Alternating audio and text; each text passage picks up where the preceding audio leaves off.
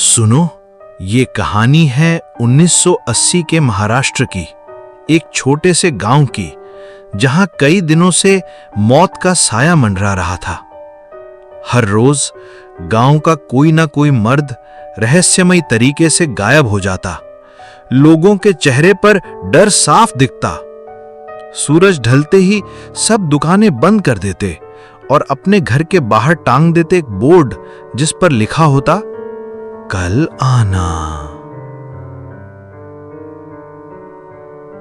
गांव वाले कहते थे, रात में घूमती है लाल साड़ी वाली चुड़ैल।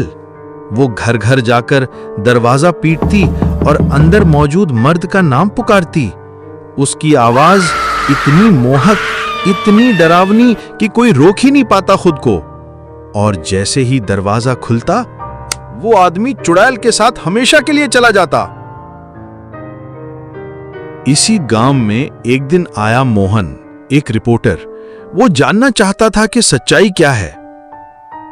शाम के 6 बजे सड़कें सुनसान थीं, हर घर बंद, हर दरवाजे पर वही बोर्ड, कल आना। उसने एक पुजारी से पूछा तो पुजारी कांपते हुए बोला, बाबा, ये जगह तुम्हारे लिए नहीं है। लाल साड़ी वाली चुड़ैल हर रात किसी ना किसी मर्द को ले जाती है। तुम जल्दी निकल जाओ।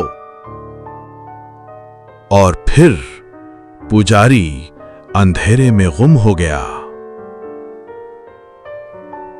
मोहन ने सोचा कल के अखबार के लिए बड़ी खबर मिलेगी, मगर उसी वक्त उसका स्कूटर पंचर हो गया।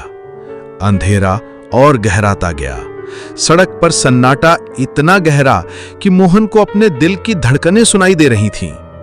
और तभी उसे सुनाई दी एक आवाज, मोहन, ओ मोहन।